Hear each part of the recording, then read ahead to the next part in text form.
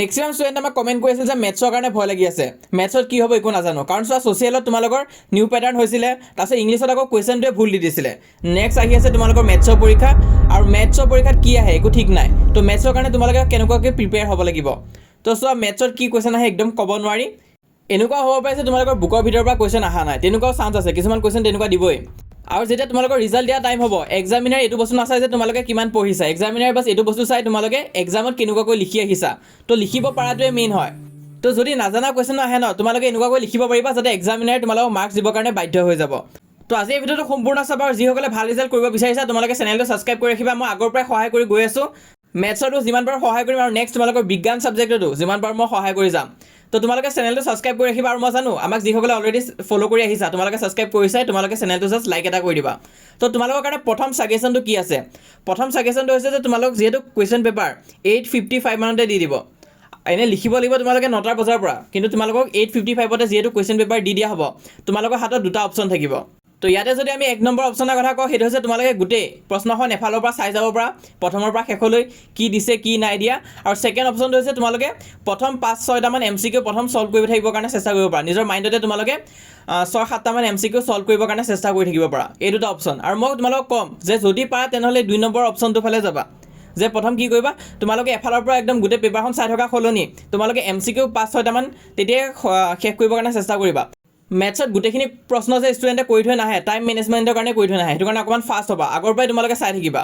Next যোনটো suggestion দিবলৈ গৈ আছোঁ সেইটো হৈছে তোমালোকৰ MCQ ৰিলেটেড। কাৰণ চোৱা MCQ কৰোঁতে কিন্তু টাইম লাগিব, সেইটো কাৰণে মই কৈছোঁ যে প্ৰথম 6-7টামান তোমালোকে চাই থৈ দিবা পেপাৰখনতে। আৰু যেতিয়া বেল মাৰিব তোমালোকে ষ্টাৰ্ট কৰি দিবা। ধৰি লোৱা 1-2 কৰিছা, নেক্সট তোমালোকে কোনোবা এটা কুৱেশ্যন কৰোঁতে ধৰি লোৱা অলপ দেৰি লাগি আছে, 2-3 মিনিটমান লাগি গৈছে, সেই কুৱেশ্যনটো বাদ দি দিয়া, সেইটোত আৰু মাথা মাৰি নাথাকিবা। যদি বহুত দেৰি লাগিছে কিবা এটা কুৱেশ্যন, সেইটো তোমালোকে স্কিপ কৰি দিবা। নেক্সট যোনখিনি জানা সেইখিনি আগতে তোমালোকে মাৰ্কিংটো দি ল'বা। বহুত ষ্টুডেণ্টে কি কৰে, সিহঁতৰ 2-3 নম্বৰতে কিবা নজনা কুৱেশ্যন এটা আহি যায়, তাৰ MCQটো সিহঁতে ওলাওঁতে কেলকুলেশ্যন ধেৰ কৰি থাকিব লগা হয়, যাৰ ফলত থাকি যায়গৈ। তো সেইটো কাৰণে মই কৈছোঁ তোমালোকে প্ৰথম জানাখিনি আগতে কৰি ল'বা। ধৰি লোৱা MCQয়ে কৰিছা, কোনোবা এটা MCQ তোমালোকৰ 2 মিনিটতকৈ বেছি সময় লাগিছে, বা তুমি জানা যে লাগিব, তেনে ক্ষেত্ৰত সেইটো আগত নহয়, সেইটো পিছত কৰিবা, লাষ্টত কৰিবা।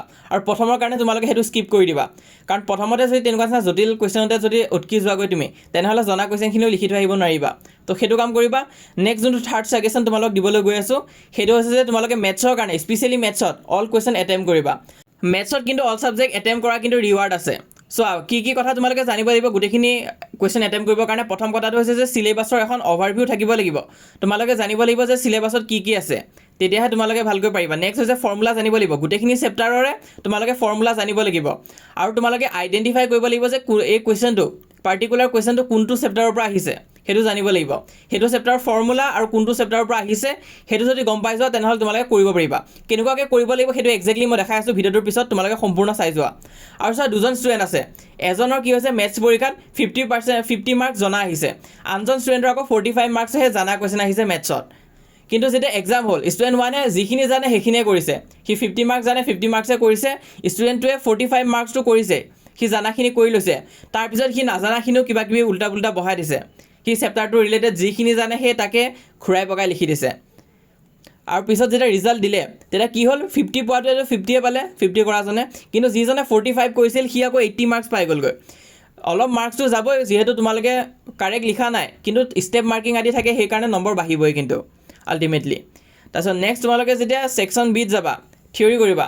আৰু বহুতো ষ্টুডেণ্টে কয় যে মেথছতো কি ভাল হ'ব লাগিব নেকি হেণ্ডৰাইটিং। তো চোৱা মেথছত হেণ্ডৰাইটিং ভাল হ'ব নালাগিব, স্পষ্ট হ'ব লাগিব। ধৰি লোৱা তোমালোকে 4টো বোলে 9ৰ নিচিনা লিখিছা, তেনেকুৱা নিচিনা বহুতে কৰে, তেনেকুৱা কৰিলে আকৌ দিগদাৰ হ'ব। মেথছত জাষ্ট পৰিষ্কাৰ কৰি লিখিবা আৰু স্পষ্ট কৰি লিখিবা, যোনটো নম্বৰ দিছা সেইটো নম্বৰে হ'ব লাগিব, বেলেগ নম্বৰ নিচিনা ছেম লিখিলে বেয়া হ'ব। আৰু নেক্সট কথাটো হৈছে এতিয়া নজনা কুৱেশ্যন আহিলে কি কৰিবা। নজনা কুৱেশ্যন আহিলেতো আমি এৰি থৈ আহিব নোৱাৰোঁ। কেইটামান এক্সাম্পল দেখাইছোঁ। ধৰি লোৱা তোমালোকক ট্ৰিগন'মেট্ৰিৰে কিবা এটা আহি গ'লগৈ, তোমালোকে গোটেইটো ছল্ভ কৰি ওলাব নাজানা, হ'লেও এটলিষ্ট এটেম্প কৰিব চেষ্টা কৰিছা, কিবা কিবি কৰি থৈ আহিছা, আৰু এনচাৰটো আধাত গৈ নোলালে, আধাত গৈ তুমি পাহৰি থাকিলা, ফৰ্মুলা দি পাহৰি গ'লাগৈ। তো এই আধাটো যে লিখিলা, কিবা নম্বৰ পাবানে? নিশ্চয় পাবা। ইয়াত কেতিয়াও 0 নিদিয়ে। ইয়াত তোমালোকক 1 মাৰ্ক এটা বা হাফ মাৰ্ক এটা হ'লেও দিবই, কিন্তু একো নিদিয়াকৈ কেতিয়াও নাথাকে, 0 কেতিয়াও নোপোৱা। সেইটো কাৰণে গোটেইখিনি কৰি হোৱাৰ পিছত এই নাজানাখিনিও কিবা কিবি বহাই দিবা। লাগিলে আধাই কৰা, তোমালোকে কমপ্লিট নালাগে কৰিব, আধাই যদি কৰা তেতিয়াও নম্বৰ এটা পাবা। নেক্সট ধৰি লোৱা আৰু এটা কুৱেশ্যন সুধিছে, কি দিছে, prove the angle between two tangent drawn from an external point to a circle is supplementary to the angle subtended by line segment joining the point of contact at the centre.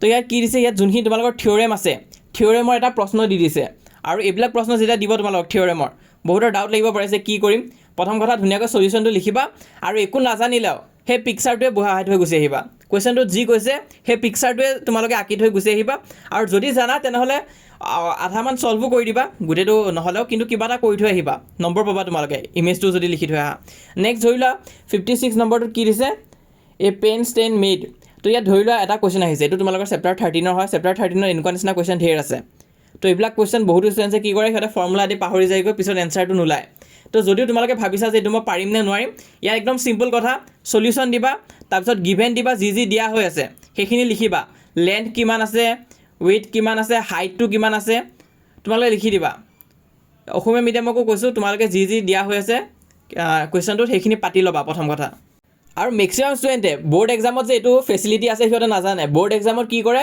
Step marking দিয়ে তো বেলেগ knowledge নাথাকিলে হ'ব তোমালোকৰ ধৰি লও একো knowledge নাই কুৱেশ্যনটোত যি ভেলু দিয়া হৈ আছে সেইখিনি লিখি দিবা লেন্থ কি আছে ৱেইট কি আছে হাইট কি আছে ৰেডিয়াছ কি আছে সেইবিলাক সেইখিনি তোমালোকে লিখি দিবা ধুনীয়াকৈ যি জানা লিখি দিবা তাৰপিছত তোমালোকে যদি পাৰা যদি পচিবল হয় তেনেহ'লে ফৰ্মুলাটো দিবা ফৰ্মুলাটো জানিলেতো গোটেইটো কৰিব পাৰিবা আৰু যদি গোটেইটো কৰিব নোৱাৰা তেনেহ'লে অকল এই গিভেনখিনি দি তোমালোকে যদি ফৰ্মুলাটো লিখি থৈ গুচি আহা ন তেনেহ'লে 1তকৈ তলতটো নোপোৱাই তোমানো পাই যাব পাৰা এনচাৰটো যদি ওলাই যায় তেনেহ'লে সম্পূৰ্ণ নম্বৰে পাবা কিন্তু এনচাৰটো নোলালেও গিভেনখিনি দি ফৰ্মুলাটো পাতি থৈ আহিবা চেপ্টাৰটো ৰিলেটেড নম্বৰ পাবাই তো এতিয়াৰ কাৰণে যিহেতু সময় আছে তোমালোকে ভালকৈ পঢ়ি যোৱা সাৰ্চ কৰোঁতে পালোঁ দা আয়ান ষ্টুডিঅ' টেনশ্যনত আছিলোঁ চালোঁ দুটামান ভিডিঅ' আহে ক'লে সময় আছে তই পঢ়ি ল কিবা যদি বুজা নাই কমেণ্টত কৰি ল আৰু চাওঁ লগতে মই তোমালোকক কৈছিলোঁ যে কিবা ফৰ্মুলা শ্বীটো দিয়া হ'ব বুলি তো ইয়াত তোমালোকে চাব পাৰা চেপ্টাৰ ৱাইজ ধুনীয়াকৈ ফৰ্মুলাখিনি দিয়া হৈ আছে ফৰ্মুলা শ্বীট বনাই দিয়া হৈছে তো হোৱাটছএপত জইন থাকিবা হোৱাটছএপতো আছে মই দেখা পাইছোঁ 44,000তকৈ অধিক ষ্টুডেণ্টছ আমাৰ লগত জইন হৈ আছে তোমালোকে জইন কৰা হোৱাটছএপত পাবা তোমালোকে মই দিওঁতে অকণমান দেৰি হ'ব পাৰে ৰাতি তোমালোকৰ 12টামান বাজিব পাৰে বা কালি ৰাতিপুৱা ফাৰ্ষ্ট টাইমে দি দিয়া হ'ব